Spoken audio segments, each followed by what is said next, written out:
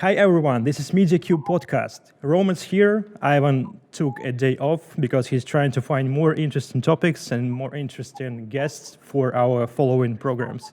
And today we have a special guest from Lingoda company, Martina, a senior digital marketing manager.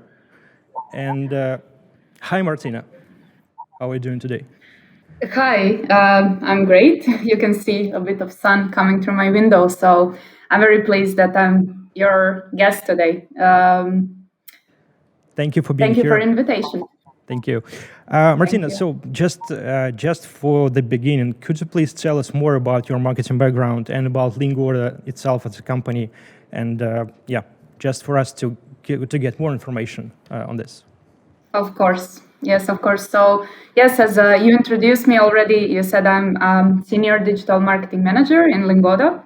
Lingoda is an online language school. We will come to that point later, I think, in the meeting to explain a bit more about my career and how I started in marketing. I'm originally from Croatia, so I came in Berlin in Germany 2015. And with the idea of finding something exciting job in marketing, since Croatia doesn't give so many opportunities. And I was planning to stay like 6 months, and then, it happened like I'm here already 6 years, and my whole career in marketing started in Berlin.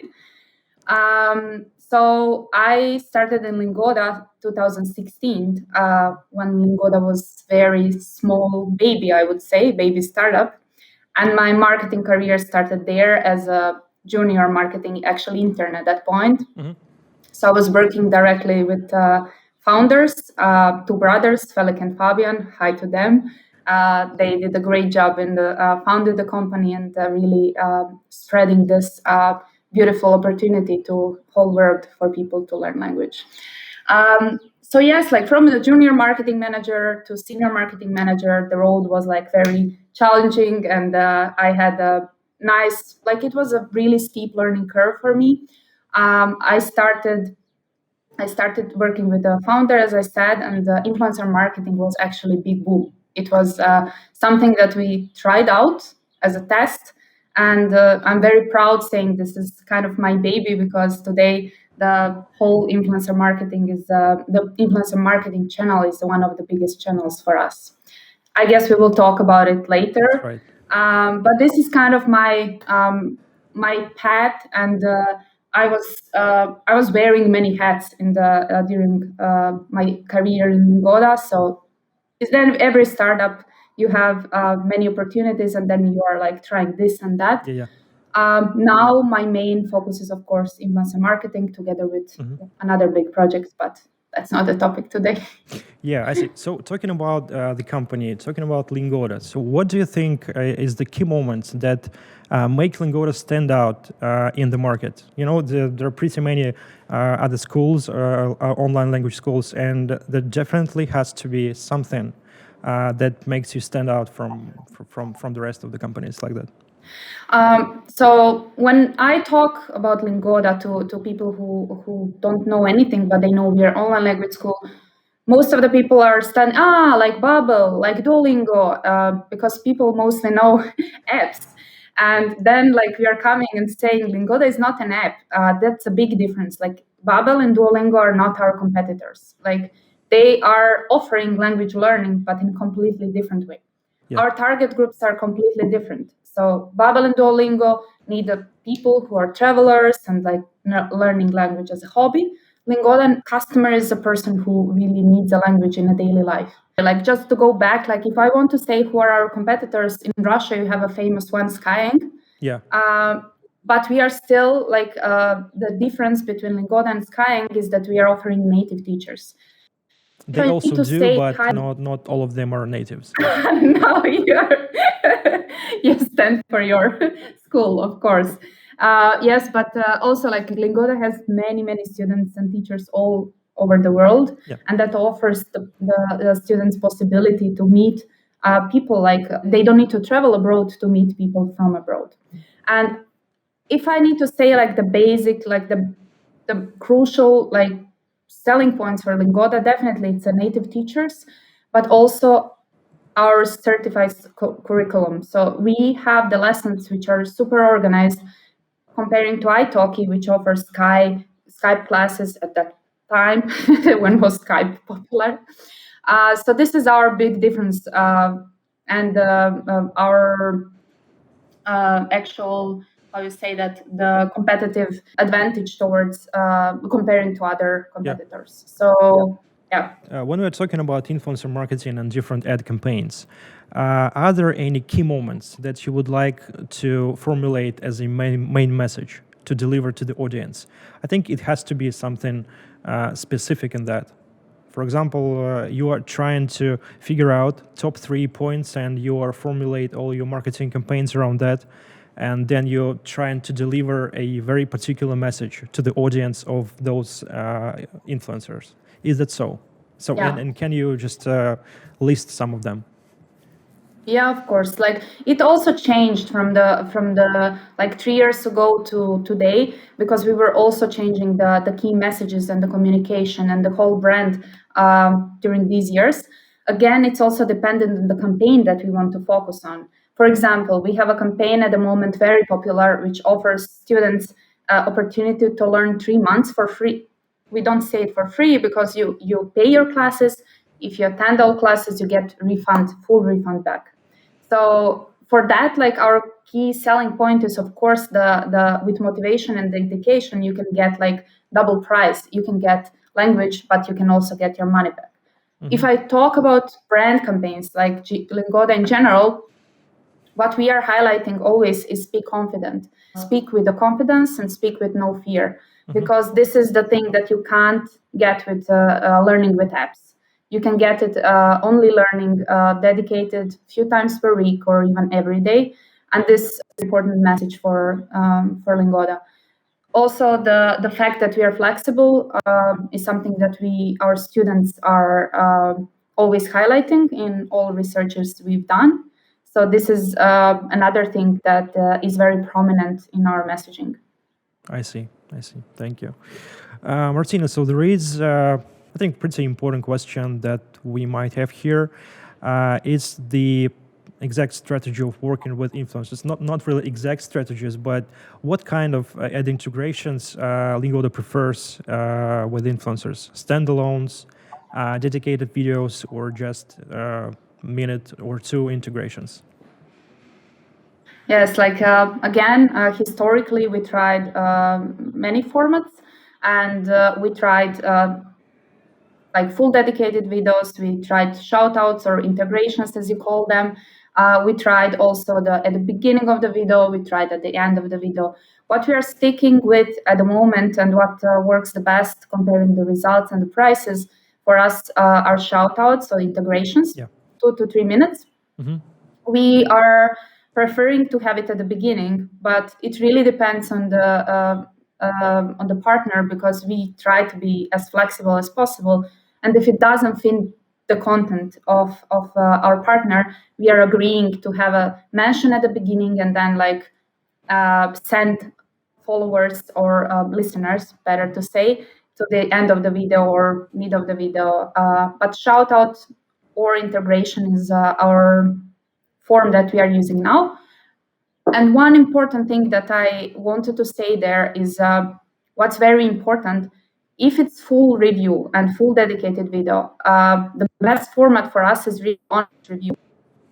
We had an example with one partner who sold many sprint.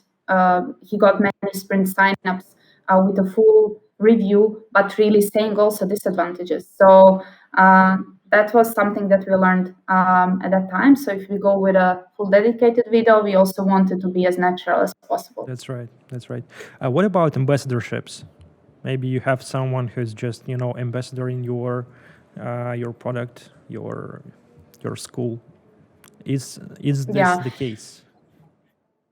So we in the past, again, like we had a program like student ambassadors. So these were not influencers, but people who are using our product and then providing content for us. So students are taking the photos of them learning or sharing their like funny stories from Lingoda, and then we would integrate that in our social media. If you scroll our Instagram like down in the past, like we focused at some point on student ambassadors. It's not our strategy at the moment, but yes, we have experience with that, and I can say only positive thing about it. I see. So when we're talking about influencer marketing, so which platforms do you prefer most, and maybe there is something that you would not like to go into? So YouTube, Instagram, something like that. And talking about that, let's also touch upon the topic of their cost efficiency and which platform performs best for your particular school, your particular online product. Yes, like we are very, I'm always saying that, like that we are very specific kind of complicated product. So we are not selling like something that a customer buys like this, like when you sell and promote lipstick or like watch or something like that, not very high price, but also impulsive decision product. Yeah. Instagram is better channel for that. But for Lingoda, 90%, I would say 90% of our partnerships and the videos are on YouTube. I see. So our strong focus is on YouTube. It gives more time for our partners to explain it. And very famous language channels are focused on YouTube. Yeah. So this is how we started, but of course, with the scaling up the whole influencer marketing, we tried other channels. So we are also active on Instagram. Yeah. Instagram stories are working good in combination with YouTube. So if we are posting at the same time on YouTube and that partner has an Instagram channel, we are trying always to combine the video, YouTube one and the Instagram. Instagram is not sales driven like channel for us. It's more awareness, and we are never getting too much sales just from Instagram. For other channels, TikTok, it was not a big success for us. Mm-hmm. It's more, again, awareness, and we are still kind of thinking if that's a right fit or not. It's a bit audiences, I don't know how to call it, too relaxed. Or yes, we need a serious learners, and maybe that's why YouTube also works for us. I see. So I know that you run influencer marketing campaigns in absolutely different set of countries, set of geographies, etc. So what are the most difficult geos to work with? And the second question, are there any peculiarities or from the point of view of picking up the right influencers in a particular geography, in a particular country, or it's just a common way how you do that? Okay. Yes.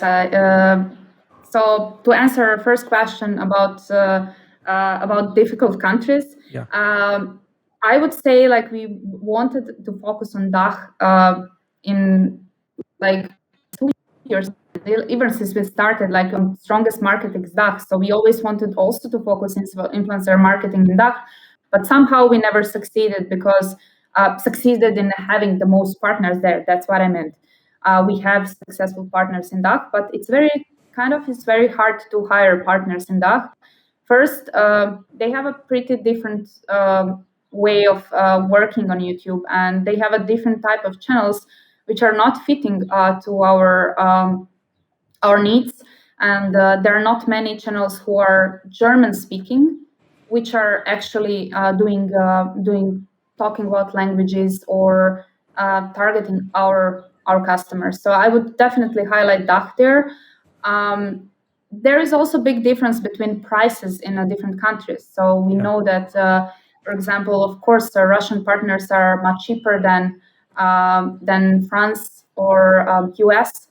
So we are also trying to combine and see, like, with the budget, how much we have now, like where are we going to focus? But difficulty-wise, I would definitely say German DACH territory is a problem for us. I see. And so are there any peculiarities how you pick the right influencers in different geos? Or just some common thing that you are trying to see or to notice within this or that channel when you decide to work with?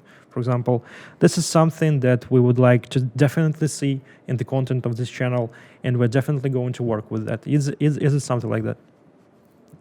Yes, like definitely. We have many factors which are definitely no-go for us. And if I want to talk how we are, when we are picking the right channels, and no-go is no-go for all countries. So Yeah. there is no no-go for US, but yes, go like Russia. So we definitely want channels who are active. So if we see that there is no post last 3 months or 4 months, this is no go for us. It means like this channel is outdated, or they're not, they're making a break, and this is something that we may be one day come back to that, but for now it would be no. Also, we are really avoiding to go in a political discussions, and channels who are talking about any sensitive political things, no matter if it's about Russia or if it's about Germany or US. Like this is no go for us. For a go and what we prefer to have, of course, like we like channels talking about languages. So if it's language learning channel, this is a big plus for us. We have a second group, which are expats. Of course, they want to learn languages, right? So it's very important that at the beginning you define what is your target group and which channel you're going to go with. And then as a third pillar in our influencer marketing is lifestyle, and we call it smart lifestyle. Because there is there is a difference what we learned with the like years working in influencer marketing. Lifestyle is very wide, so it can be someone talking about makeup, someone skateboarding on the street, but this is something more like not targeting our audience. So smart lifestyle for us would be someone who is talking about studies, motivation, organization, how to I don't know, stick to habits, and all these things which are kind of tied with the languages. They don't necessarily need to talk about languages, but they need to target the person who might be someone who will learn the language. So that's like short summary of what we want. Of course, engagement and all these things is super important. Like negative comments, like we avoid to hire someone with a lot of negative comments, or outlook of the channel, like the content quality. Also, if someone is not putting a lot of effort and just like randomly doing things, even if person is talking purely about learn German, that would be kind of questionable for us. I see. So, and talking about the integrations, we need to talk about the tracking of the performance. So how do you track performance on the first place? Maybe there is something specific that you use in your tracking in tracking things, and what is the measurement of a successful ad campaign? Yeah, tracking is a big topic for us at the moment, because we are also going through the whole, since Lingoda is growing and the whole system is growing with Lingoda and the attribution models, and everyone from marketing would know the problems that you go through when you have a huge database and the tracking things. So of course, for us and influencer marketing, it's also challenging, because we are using UTM parameters, of course, like the tracking links and the coupon codes. In every campaign, we have a voucher code and we have a tracking link. This is how we can see in the system if someone, of course, clicks on it, and then with a voucher, or even without voucher, if that person buys it. But the problem comes when you have a YouTube video and then you're watching, let's say, English with Lucy. And then you memorize this is Lingoda. Very rarely, I think, someone will click on the link, immediately buy the product, because it's not they have to think it cheapest over product. and come back later. Of course. And then what happens if they don't memorize the code and we still don't have a system which is automatically applying it? They are coming as a second click, third click, and then the first click model, the fact that they're coming through the influencers is kind of lost in our system. And that's the problem that we are facing now, and we are improving the whole attribution model at the moment. If you ask me, the key performance indicators, so like what we are setting as the goals, We are trying to look into, depends on the campaign again. Yeah. Some campaigns are more awareness, some campaigns are more sales. In the huge sales campaign with the language sprint, we have a sales as a KPI. Yeah. So customer acquisition costs as a measure there is important for us. How much we pay That's right. for the customer. And another very important thing, which we started introduced it slowly, is a lifetime value of that customer. So how much is that customer paying us, not only with the first buy, but how long they're staying. Yeah. So these things we are taking into consideration, but I am always, as a person who is working in influencer marketing for like 4 years now, like even 5, sorry, more than 5, I'm always mentioning the importance of these unmeasurable things in influencer marketing. Like you can measure sales, of course, you can measure traffic, you can see engagement, but the effect that they are having as a halo effect on everything, and the videos which are posted 2016 still getting sales and people are still watching. So this factor X and the trust that the partners are bringing is something that I think is the huge really advantage of the influencer marketing in general. So I'm always trying to, when dismissing partners, always trying to yes, focus on what they bring, sales, traffic, whatever, but also to see if channel is a good fit, what is the relationship with that partner, what we can do together in the future, and all these things. I see. But you mentioned lifetime value of a user, of a customer. But when we're talking about the online language school, it definitely has got some logical finish. So if there is one sprint and it was it was gone through by one user from the very beginning to the very end. So does it mean that that has been the lifetime, or there is something that you can sell them additionally, or maybe some additional courses or other languages or something like that? What is LTV in for Lingoda?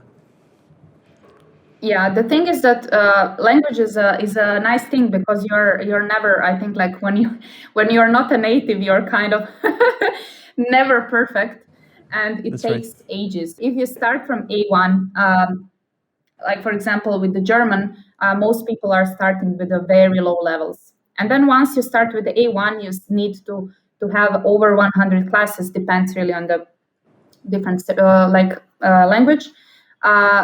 Only to finish that level. After that, you still have like A2, B1, B2, C1, C2 if you want. So there is a long potential, and to be honest, like customers, like very rarely someone is going to finish all levels with Lingoda. So we have a potential of keeping customers for a long time, and in the future we are planning also to have an app. We produce the homeworks and the quizzes. They're not buying it additional, so this is not something that we are getting, but I'm not sure. I don't want to talk about the app because this is something that still needs to be released and I don't know details. But however, yes, Lingoda is planning to have something that will increase the customer lifetime value, but more importantly, the satisfaction of students. I see. So there is another question that I have to ask, and this is something that we are asking every representative of a brand. And so what is more effective, in-house teams or a subcontractor partnerships with agencies? So as long as we are multi-channel network and we have our mediacube agency, so we definitely, how we would answer this question, but it's very important to hear what you think as a representative of a brand. Yes, thanks for this question. I don't think I'm going to be diplomatic here, so since we are partnering also, but yes, let me just very transparent say what is our experience with the agencies in-house. I think Lingoda is a good example because we started completely in-house, building the whole network of partners, and then we started introducing also, actually tested few of agencies, few tools. Now we are partnering with mediacube, and success from the campaigns is always better when you are doing it in-house. But I need to say some things here. it's not possible for company to scale to have everything done in-house. So this is what we learned, and this is the best combo, I think, because we are keeping in-house our golden influencer, let's say, people who are with us for 6 years and language-related influencers.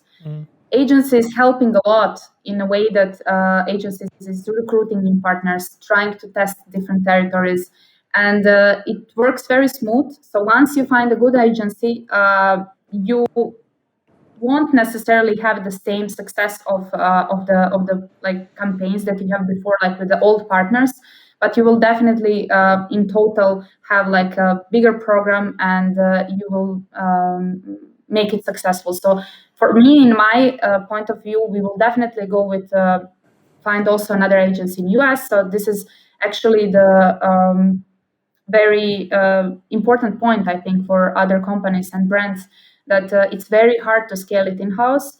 People sometimes don't have maybe the right opinion on how much work is needed to actually nurture all these partners and to reply on all emails, to create all tracking links and all this. So it's very time consuming, and I don't think it's very profitable for company to keep it in-house if they want to grow. I see. But still, if you want to scale up, you need to hire an agency for that.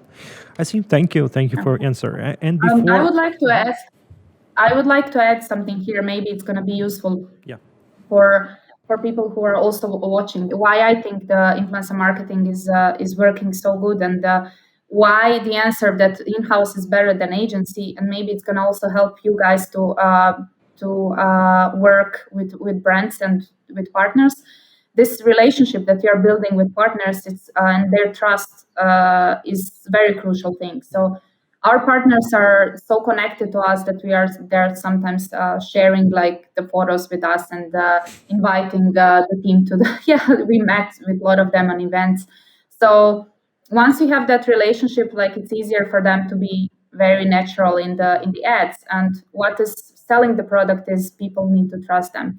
And if agencies doing their work, unfortunately, I need to say that we had bad experience with a few of them.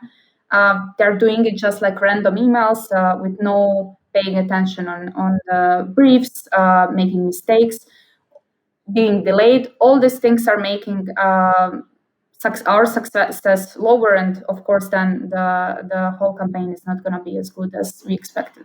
I see. Thank you for the suggestion. We really appreciate that. And before we start to wind up, could you please recall some fun cases, something that has surprised you a lot during your cooperation with influencers, bloggers, and etc.? Something that you might think of. Yeah, like, I think this question is better for my girls in the team, since they are working hands-on influencers. I'm more strategic mind, but I can recall the recent one scammer influencer. Actually, that influencer is not scammer, but scammer was pretending he's the influencer. So I'm not going to mention name, of course, but that partner that partner asked us 50% in advance. Yeah. What we are normally not doing. Yeah. We are paying invoices after publishing the videos with having contract. Mm-hmm. With this one, it was not extra expensive, so we said, okay, let's do it. We paid 50% in advance, and that video was never published. But like, then we started like internally, 3 of us texting that partner like from all over social media. So like on YouTube comments, like in the trying to get in touch in emails, inbox, every single. She was not replying until we met that person, like true real influencer on the event that we organized. Oh. And like, and she came to the event that you organized. We organized, and she came, yes, because she was there like an influencers, and like it's something, and she said like, this is really something that happened to other brands. Like, there is a scammer going around pretending, not only for me but also for other people. Be careful with that. So it's fun but also tragic. Yeah, this is so shameless of her to come to the event of the brand that you just No. It's So, not her.